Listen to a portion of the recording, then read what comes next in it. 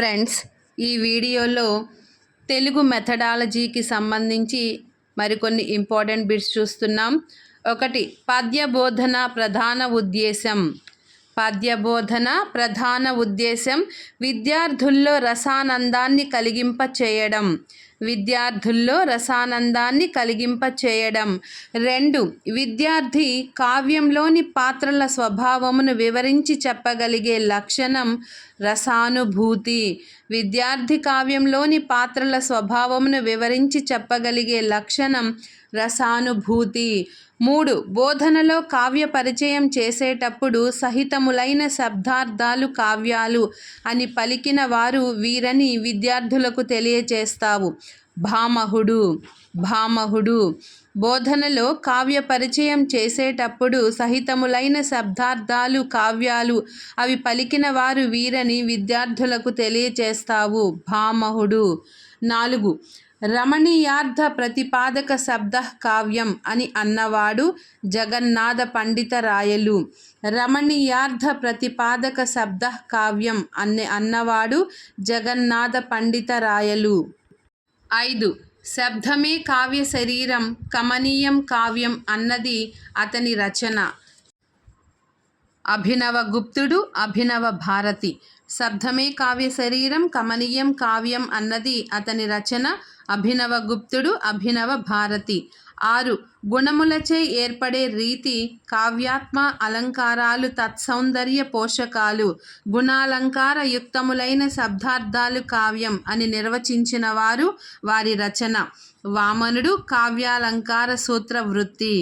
వామనుడు కావ్యాలంకార సూత్ర వృత్తి. 7, కావ్యానికి ఇతివృత్తం శరీరమని, రసం తత్సౌందర్య హేతువు అన్న అలంకారికుడు భరతుడు. కావ్యానికి ఇతివృత్తం శరీరమని, రసం తత్సౌందర్య హేతువు అన్న అలంకారికుడు భరతుడు. 8, విశ్వః శ్రేయః కావ్యం అని ఎందులో ఉంది? నన్నయ రచించిన ఆంధ్ర శబ్ద చింతామణిలో. విశ్వః శ్రేయః కావ్యం అని ఎందులో ఉంది? నన్నయ రచించిన ఆంధ్ర శబ్ద చింతామణిలో. 9, లోకోత్తర వర్ణన నిపుణుడైన కవి కర్మ కావ్యం. అదోషములు సగుణములు సాలంకారములైన శబ్దార్థాలు కావ్యం అని కావ్యాన్ని నిర్వచించిన వారు ఎవరు? మమ్మటుడు. మమ్ముట్టుడు. లోకోత్తర వర్ణన నిపుణుడైన కవి కర్మ కావ్యం. అదోషములు సుగుణములు సాలంకారములైన శబ్దార్థాలు కావ్యం అని కావ్యాన్ని నిర్వచించిన వారు మమ్ముట్టుడు. 10, వాక్యం రసాత్మకం కావ్యం అని ఎందులో ఉంది? విశ్వనాథుడు రచించిన సాహిత్య దర్పణం. వాక్యం రసాత్మకం కావ్యం అని ఎందులో ఉంది? విశ్వనాథుడు రచించిన సాహిత్య దర్పణం. 11, తెలుగులో మొట్టమొదటి గద్య రచన ఏది? రాయవాచకం. తెలుగులో మొట్టమొదటి గద్య రచన రాయవాచకం. 12, భాషా జ్ఞానాభివృద్ధితో పాటు భాషాధికారాన్ని కూడా విద్యార్థులలో పెంపొందించాలన్న ప్రధాన ఉద్దేశం గల బోధన గద్య బోధన. భాషా జ్ఞానాభివృద్ధితో పాటు భాషాధికారాన్ని కూడా విద్యార్థులలో పెంపొందించాలన్న ప్రధాన ఉద్దేశం గల బోధన గద్య బోధన. 13, వ్యాకరణాంశాలకు ప్రాధాన్యం ఇవ్వవలసిన బోధన ఏది? గద్య బోధన. వ్యాకరణాంశాలకు ప్రాధాన్యం ఇవ్వవలసిన బోధన ఏది? గద్య బోధన. 14, కవుల రచయితల ప్రతిభకు గీటురాయి అనే ఆర్యోక్తి వర్తించేది గద్యానికి. కవుల రచయితల ప్రతిభకు గీటురాయి అనే ఆర్యోక్తి వర్తించేది గద్యం. 15, భాషా సాధికారతను విద్యార్థుల్లో పెంపొందించడానికి ఉపకరించేది గద్యం. భాషా సాధికారతను విద్యార్థుల్లో పెంపొందించడానికి ఉపకరించేది గద్యం. 16, గద్య పాఠాల్లోని ఒక రకం సంపాదకీయం. గద్య పాఠాల్లోని ఒక రకం సంపాదకీయం. 17, గద్య రచనలో తన ప్రతిభతో గద్య తిక్కన అని బిరుదు పొందిన కవి కందుకూరి వీరేశలింగం పంతులు. గద్య రచనలో తన ప్రతిభతో గద్య తిక్కన అని బిరుదు పొందిన కవి కందుకూరి వీరేశలింగం పంతులు. 18 భాషలో వర్ణ నిర్మాణం, పద నిర్మాణం, వాక్య నిర్మాణం మొదలగు నియమాలను తెలిపేది వ్యాకరణం. భాషలో వర్ణ నిర్మాణం, పద నిర్మాణం, వాక్య నిర్మాణం మొదలగు నియమాలను తెలిపేది వ్యాకరణం. వ్యాకరణం అంటే తెలుగు గ్రామర్ అంతా కూడా గ్రామర్ని మనం వ్యాకరణం అంటాం. 19 భాషా ప్రయోగాలలోని సాధు అసాధు రూపాలను గుర్తించడానికి తోడ్పడేది వ్యాకరణం. భాషా ప్రయోగాలలోని సాధు అసాధు రూపాలను గుర్తించడానికి తోడ్పడేది వ్యాకరణం. 20 ప్రయోగ సరణం వ్యాకరణం అనే దాని నుండి మనం గ్రహించవలసినది కవులు రచయితలు ఏ విధంగా భాషను ప్రయోగించారో, ఏ ఏ నియమాలు పాటించారో వాటిని వివరించేది వ్యాకరణం. ప్రయోగ సరణం వ్యాకరణం అనే దాని నుంచి మనం గ్రహించవలసినది కవులు రచయితలు ఏ విధంగా భాషను ప్రయోగించారో, ఏ ఏ నియమాలు పాటించారో వాటిని వివరించేది వ్యాకరణం. 21 అది భాషా స్పృహ అనే పదానికి అర్థం భాషను గురించి వివరించే పదజాలంపై అవగాహన కలిగి ఉండడం. అది భాషా స్పృహ అనే దానికి అర్థం భాషను గురించి వివరించే పదజాలంపై అవగాహన కలిగి ఉండడం. 22 అది భాషా స్పృహ అనే పదాన్ని మొదటిసారిగా ఉపయోగించినది. కర్ట్నీ సెట్జన్ 1974. కర్ట్నీ సెట్జన్ 1974. 23 వ్యాకరణ బోధనోద్దేశాలలో చేరనిది వివిధ సాహితీ ప్రక్రియలు వాని లక్షణాలను తెలుసుకోవడం. ఇది వ్యాకరణ బోధనోద్దేశాలలో చేరలేదు. వ్యాకరణ బోధనోద్దేశాలలో చేరనిది వివిధ సాహితీ ప్రక్రియలు వాని లక్షణాలను తెలుసుకోవడం. 26 ప్రపంచ సాహిత్యంలో ఎవరు రాసిన వ్యాసాన్ని తొలి వ్యాసంగా పరిగణిస్తున్నారు? మాంటైల్ 1571. మాంటైన్ 1571. 27 18వ శతాబ్దంలో స్పెక్టేటర్ అనే ఆంగ్ల పత్రికలో వచ్చిన స్టీల్ ఎడిసన్ల రచనల నేపథ్యంలో వెలువడిన ప్రముఖ సాక్షి వ్యాసాల రచయిత పానుగంటి లక్ష్మీ నరసింహం. 18వ శతాబ్దంలో స్పెక్టేటర్ అనే ఆంగ్ల పత్రికలో వచ్చిన స్టీల్ ఎడిసన్ల రచన నేపథ్యంలో వెలువడిన ప్రముఖ సాక్షి వ్యాసాల రచయిత పానుగంటి లక్ష్మీ నరసింహం. 28 వ్యాసం అనే పదాన్ని మొదట వీరు ఈ సంవత్సరంలో ప్రయోగించారు. వ్యాసాన్ని మొదట ప్రయోగించింది గురజాడ అప్పారావు. సంవత్సరం 1910వ సంవత్సరం. 29 ప్రమేయం ఉపన్యాసం సంగ్రహం అని ఈ ప్రక్రియకు పేరు వ్యాస ప్రక్రియ. ప్రమేయం ఉపన్యాసం సంగ్రహం అని ఈ ప్రక్రియకు పేరు వ్యాస ప్రక్రియ. 30 ఈ క్రింది వానిలో సరికాని జతను గుర్తించండి. చిలకమర్తి లక్ష్మీ నరసింహం వ్యాసం. ఎందుకంటే చిలకమర్తి వ్యాసాన్ని మొదటగా ప్రయోగించింది గురజాడ అప్పారావు 1910వ సంవత్సరంలో కాబట్టి చిలకమర్తి లక్ష్మీ నరసింహం వ్యాసం ఈ జత సరికాదు.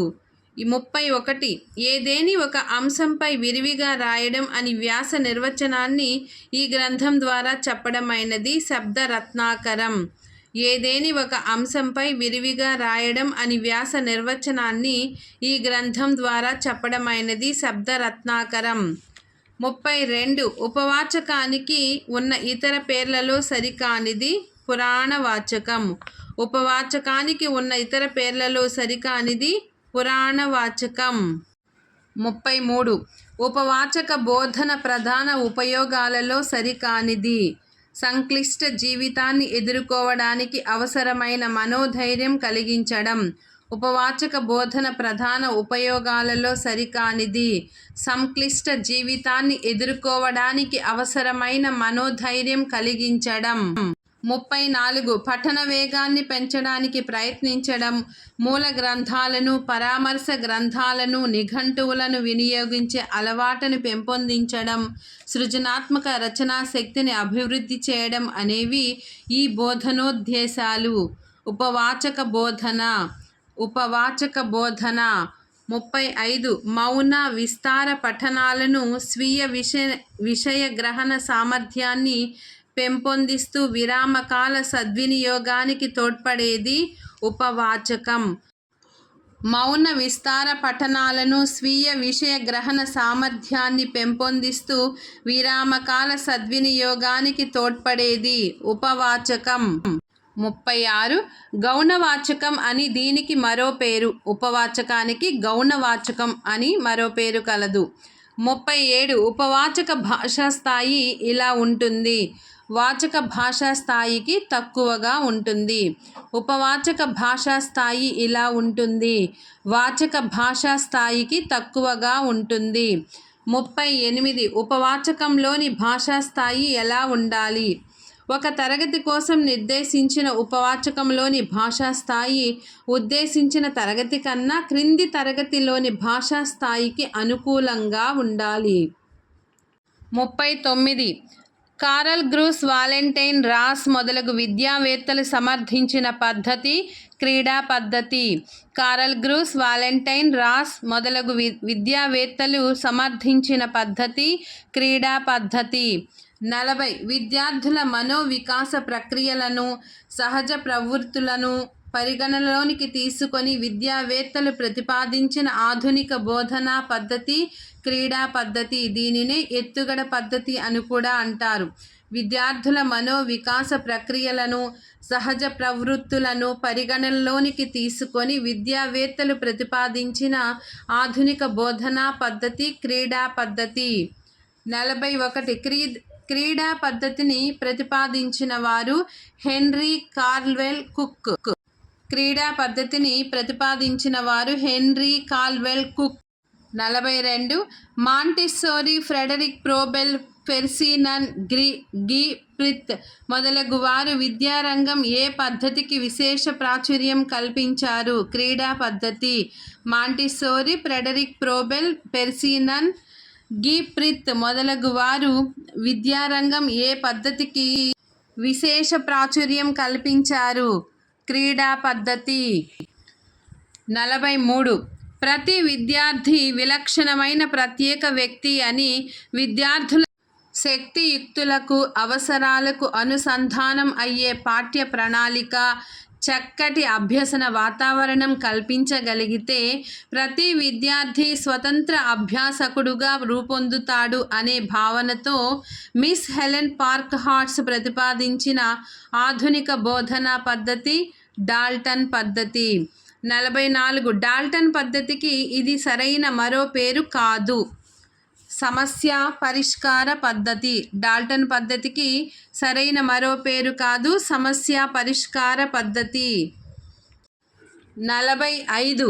ప్రతి విద్యార్థి అవసరాలు, ఆసక్తులు, శక్తియుక్తులకు అనుగుణంగా విద్యా కార్యక్రమాలను రూపొందించడం ఈ పద్ధతిలోని ప్రధాన అంశం. డాల్టన్ పద్ధతి. ప్రతి విద్యార్థి అవసరాలు, ఆసక్తులు, శక్తియుక్తులకు అనుగుణంగా విద్యా కార్యక్రమాలను రూపొందించడం ఈ పద్ధతిలోని ప్రధాన అంశం. డాల్టన్ పద్ధతి. 46.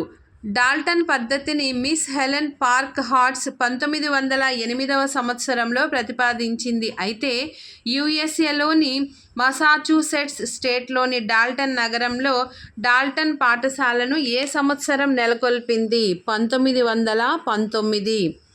47. స్కిన్నర్ అనే మనోవైజ్ఞానిక శాస్త్రవేత్త ప్రతిపాదించిన operant conditioning theory of the learning ఆధారంగా రూపొందిన బోధనా వ్యూహం కార్యక్రమయుత బోధన.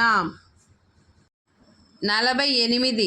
చిన్న చిన్న సోపానాలు, వాటిని క్రమతతో అమర్చుట అనేవి ప్రధానాంశాలుగా గల బోధనా పద్ధతి కార్యక్రమయుత బోధన.